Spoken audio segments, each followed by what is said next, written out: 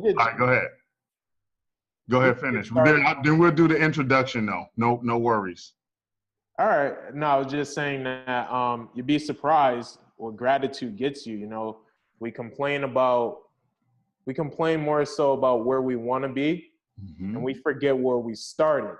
Like I remember trying to get my first client, and you're nervous, and you're like, you know, I don't know if I'm going to be able to do this. And then you finally get that client, or you finally get this opportunity, or you finally do X, Y, and Z. You finally start the business, and then you forget to appreciate where you started and just like appreciating the journey, you know, just knowing what you have because there's always somebody who wants it. So I was in a business meeting yesterday. I was talking to an actor, and it's crazy. You talk to people who's on TV and this, that, and the third, and their mindset, they're more so like, they're like you. They're like, you know, somebody else looking on the outside. You're like, you made it, this, that, and the third. And then when you talk to them, they don't feel like that. They're still hungry, edging away, trying to get to the next opportunity. And so I was just telling them, what do you want, first of all? Where are you trying to go? That's why I said you got to know where you're trying to go, and where you want to go, and being intentional. And two, you know, don't forget to be grateful where you're at, but also work to where you're trying to, you know, to go, obviously. Being grateful and practicing gratitude doesn't mean settling. It just means living in the moment of, you know, appreciating what you have.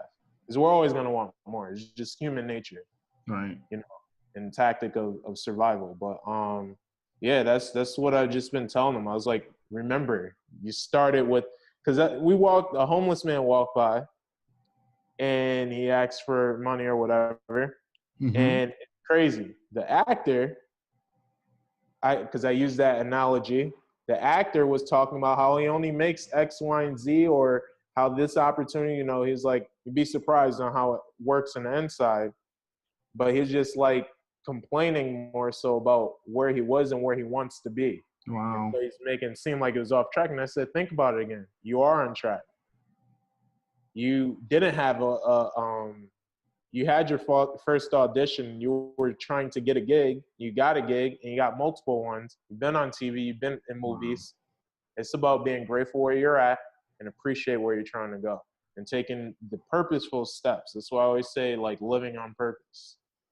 That's my motto, you know, live on purpose. You know, I had to be grounded. There was this time years ago where I was young. When I was 27, I'm 30, I'm 35 now. It's back in 2000, around 2006, just before the comedy took a tank, or just as it was starting to there. 2006 through 2008, I was running my own business, I was making about 10,000 a month. All of a sudden, I went from 10,000 a month to about $400 a week of income bringing in. It's the very first time I was on unemployment. Very first time. And there was a lot of things that happened in between there, but just to shorten this up, I was making 10,000 a month, doing good. I was living in Duarte, and I was just really just walling out, man. Money just really took a hold of me, man. And I literally forgot where I came from. It absorbed me. It took everything in me and made me something else. Like, and I didn't even realize it, you know, until I got broken down and brought back to zero, you know. And I hit a depression stage that was best for me. It really was. It was best for me, but I didn't understand it as I was going through it, you know. And I was like, man, what am I going to do next, you know? And for a little bit there, I got out of construction for like a year. Got out of it, you know. I was so depressed that you couldn't give me a job for free and be like, Tyrone, I'm just going to pay you $8,000. Just show up here at 8 o'clock, man. I was that depressed where I could not even show up. And as I got through that and built myself back up, started listening to some personal development, that's when I realized, man, I wasn't even humbled. I was taking a lot for granted, you know, and I forgot the journey. I forgot to stay hungry. I forgot everything, man. And I was living in the now, you know? And yeah, I was thinking about the future, but I was cocky in thinking about the future. I was like, oh yeah, my future's good. I'm good. I am the best at what I do. Right. And it's okay to feel that way, but not to the point that I was feeling like it. I was feeling like, dude, like, you can't tell me anything. There's nothing that you can tell me. There's no sense making anything right because it's right already. I got money in my pocket, man. I got vehicles. I got guys working for me. I pay. It was just like everything was going right. And then when it crashed, you know, it took a whole 9 months for me to realize, like, wow, man, you really have lost it. You really need to get back on track. And I had to go back to the basics, man, and rebuild, you know, and rebuild myself, you know, and at times, man, with so much going on, you're right. Some of us forget. Some of us, you know, we forget that to look at our goals. What were your goals? What did you write down? You know, are you on the track, or did you not write it down? I'm not sure, but are you almost to your end goal or your achievement that you're trying to get to? You know, where are you at in this? You know, and sometimes we doubt ourselves and put ourselves down, and it's not good for overall. But it happens, man. It happens, you know, and it happened to me, Vince. It happened to me, man. You know, that actually is a great story. And you know what? You know the biggest thing that it seems that was amazing and the richest asset wasn't the $10,000 a month. It was the time that you had to work on yourself. And keyword personal development. You know, personally developing on So things. true. You know, I feel like we're our own limits. You know, we're our own gas pedal, and we're our own brakes. You know, we choose if we want to go forward or we choose if we want to stop. And, you know we're going to get into what I do shortly, which is related to those two topics. But just to get back onto what we're talking about and your story, it helped put you on track to building what you're doing now, you know, and helping others, you know, be intentional because you've already been there. You've been there, you've done that. And you'd be surprised when you know, go out there and you have someone to accelerate who's already done it.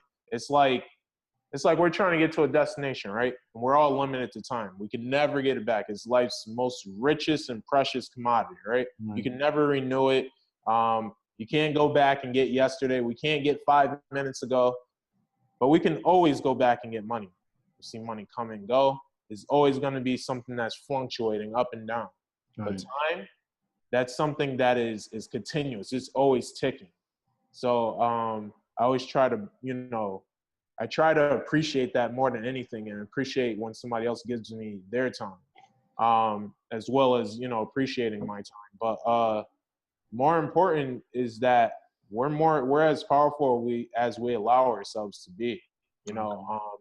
And as an entrepreneur, I don't even like to call myself an entrepreneur. I call myself a creative. No. You know, Okay.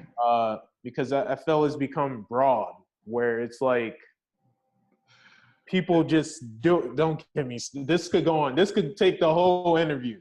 Kind of like Gary Vee, how Gary Vee goes on it too. Yeah, I mean, I have my own spin. Like, I met Gary Vee.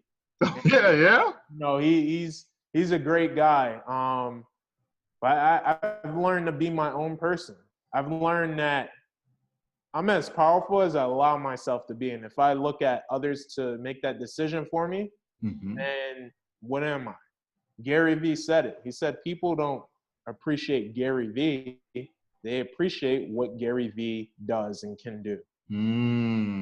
Otherwise, he's just a void. You know, he's nothing, but he fulfills something. And that's why it's important to be intentional.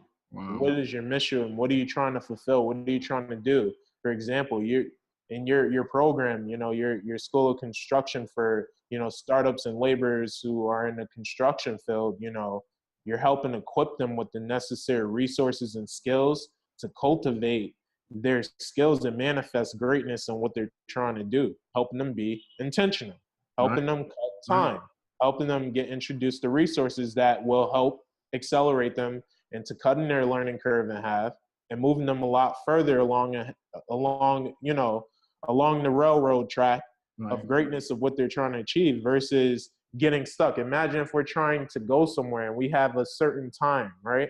We want to get there by a certain time, but we end up just getting stuck in our own ways and we're trying to teach ourselves and just do it all on our own.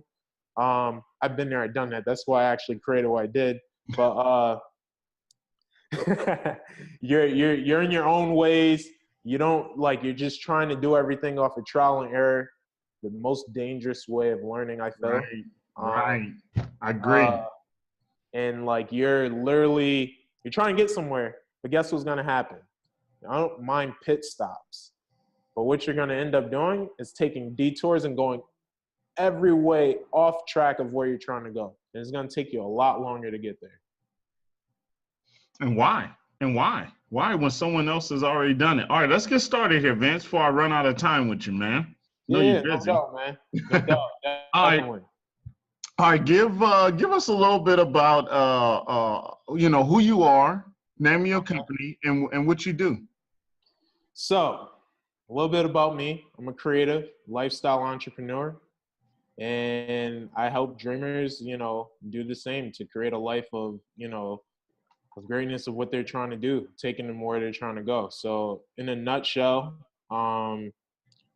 pretty much, I work with early stage entrepreneurs looking to create skills and, more so cultivate their skills, reverse engineer what they already know into businesses, and then helping, repair existing businesses looking to go to a certain destination as well, and helping them more so accelerate the process of getting there.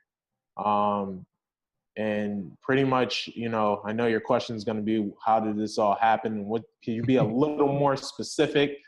So just to get more specific onto what I do exactly, I pretty much help people build plans towards where they're trying to go, but not just plans of actions. We work together, walk through the process of getting there to their destinations, whatever they're trying to do. So they're the experts in their fields. I help apply that business algorithm with the skills that I reverse engineered from my past, which was working as an accountant and, as an auditor. And a little bit about that background, how I used it and how it became, how it's relevant to what I do is pretty much as an auditor, I was performing walkthroughs. That's one of the tasks, many tasks. I was pretty much doing walkthroughs of something going wrong in the business, evaluating the controls, for example, making sure all the proper checks and balances were in place to ensure that no potential for fraud or errors were to occur, whether, intentional or unintentional. And so my tasks, my duties involved testing the controls set in place. I'm sitting here interviewing with CEOs, CFOs, down to personal, so people at all different levels. And pretty much, long story short, without getting too technical and too detailed, you're walking through all the business operations, in different areas of the business of what makes it successful. I've worked with billion-dollar companies. I've worked with smaller, mom and pop shops. Where I literally got to see everything going on behind the scenes of what makes that company successful and makes it run, and just evaluating the chance of something going wrong and really just making sure that the financials were accurate, for investors, in the stock market and so forth. As an accountant, I pretty much was responsible for producing the financials to help, upper management make key decisions, whether it be layoffs or budget cuts or, checking the financials and forecasting so they can look forward ahead. into the future of their business. As I said, everything's in our control, not every last thing, but meaning like the things that we can control. And so financials is something that you can always forecast. Obviously there's things that happen, but that's pretty much, you know, in a nutshell, what my background is. Now, how did I create a business out of this? Pretty much, why do people not start their businesses? Why do people not go for their dreams? Because they're afraid of the risk. They feel that they don't have the resources, or they feel it costs an arm and a leg to actually like build it. Or they're like, you know, or get away from even starting. Why do entrepreneurs even fail? Because they feel overwhelmed. They wear all the hats because they're limited to resources. And there's two components that people are in a business that everyone incurs, not even just entrepreneurs, just everyday people. It's time and it's money. Time and money. And I remember when I was making tons of money in the beginning of the early stages of my career, and I had little time. I was working 80-hour weeks, traveling all over the tri-state area. I mean, I stayed in nice fancy hotels and ate cheesecake like it was McDonald's, where I just can't eat it as much. It used to be very special to me. But yeah, yeah, man.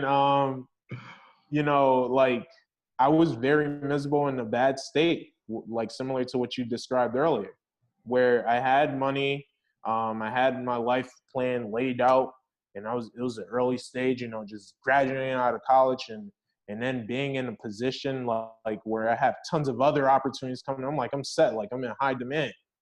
And then, you know, being an accountant, the guy behind the numbers, I got to see a lot too. I saw people, you know, get laid off. I saw many different things. And I've also talked to many people, listen to audibles and things like that. And also follow my mentor, Peter Voog. And, you know, I get emails from him. Oh yeah. I invested into working with him. Somebody who's just helped me a lot. Listen to people like, you know, E.T. and you know, many other people, Les Brown, and they all say the same thing, and that's to live on purpose. And, you know, one thing that my mentor taught me is a life lived by design is a life best lived. And that's the same for a business.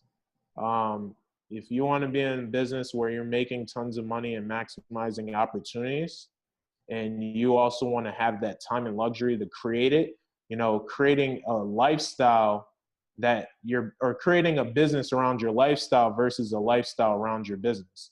Because there's many people who become, you know, entrepreneurs and start their own businesses, but what happens is they end up doing like they did in their 9-to-5s, where they have that employee mindset where they create the lifestyle around their business and they forget to live, and the reason why they even started in the first place. Right. You started the business so that you can have that freedom and flexibility to do whatever it is you want. Not only just make money and have time, but to have options. That's the one thing that I'm blessed to say that I have. I'm proud to say that I've had my own office. I'm proud to say that I've worked with X, Y, and Z. I'm proud to say that I've done this. I'm proud to say I have clients. That's why I say I can't complain.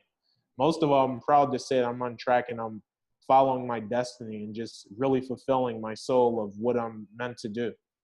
And just the reason people don't get started is they don't know where to start, or they get stuck and they don't know how to get forward if they're in a business. You know, once you start exhausting all your resources, you become at a halt and you don't know where else to go. And so that's why a business plan is important, but not even just having a plan, because there was a time where all I would do is just come with idea after idea after idea. Oh, man. But I wouldn't execute. And that's right. Tons of people. Right. You know, Gary. Good ideas too. Good ideas. Really good ones. And you know what, Gary Vee actually, you know what he said? He said that. Go ahead. Oh, no. I don't mean to cut you off, but he was just saying that He'd rather invest into an average idea than have a fancy idea that isn't in existence, you know, in a nutshell. Pretty much Mm, just saying that, you know, an average idea executed versus a unexecuted, you know, brilliant idea right, yields a right, lot more success right, because that idea is still in the head. And I used to right. keep so It's not. much in my head. So I practice thinking off of paper and being intentional to where I'm trying to go and helping others do the same. So specifically, not even just building a plan, but helping them take action. You have two different types of issues, the people that experience these things. You got dream catchers. Those are the idea people. People just idea after idea. They're dreamers. You know, they know You how to call them, would you call them dream catchers? dream catchers, yes. They have great dreams. They're destined, you know, they want so much other than the reality. So they go above and beyond thinking outside of their reality of what they can do. Then you have what I call the action taker, the sleepwalker. They're not afraid of taking action. The only thing is they're constantly just going all over the place. And they're just taking action, building up little different progress in so many different areas, but they don't have that structure where their action can actually, you know, manifest results. So I never tell somebody it's about working hard, you know, or working smart. It's about working right. It's about, you know, learning how to hit your targets, you know, because you can't hit a target if you don't know where it's at. You're going to be constantly just aiming and walking all over. So those two manifested together creates results and creates purpose. Mm. And so that's why I call myself a creator versus an entrepreneur. And so what is it that every business needs to be successful? And right now, like I don't have, you know, I'm not saying that I even plan. I'd rather keep it the way I'm doing it. My niche is just early stage entrepreneurs because 9 out of 10 of us are failing. And if they get started on the right track or they're repaired so they can get right back onto the right track of where they're trying to go, we can lower that statistic and more people can, you know, come out of their comfort zones, their own comfort to actually be purposeful in doing what they want to do. Because people don't realize it right now, we're entering into an entrepreneurial revolution. You know, it's really changing the whole economy. Just like the internet when it shifted, Right, um, we're right. going into entrepreneurial revolution. That's why everyone is using the word entrepreneur very loosely, you know. Yeah. Um, before an entrepreneur just, you was looked at as just someone, jobless or struggling or clueless, you know. Now everyone calls themselves an entrepreneur. I Yeah. mean, and to a lot of folks, what an entrepreneur means to them is getting a business card that says owner, or building a website, or or getting some stationery, or I don't know, getting a magnet put on the side of their car, and Or that's just handing business cards, you know, just giving a business card. You'll be surprised how my inbox fills up with requests on, hey, do you want to get more followers or this, that, and the third? People ask, and I believe that it's important. Add value first, ask later. That's what I was taught right. along my journey. You got to add value. You know, I take a holistic approach, but more so just getting deeper into what you're saying. You'd be surprised. People just hand things and give, and they want. But you have to really give back, you know, to soil what you're trying to do. You have to water it. You have to nurture it. You have to give to the market for the market to even know who you are. You know, you reach we connected on social media. We could have let that become, you know, we used a different medium than the traditional method, you know, and I believe in using the platforms, you know, where you know how to use it so that you can manifest greatness and, you know, get additional opportunities versus limiting yourself.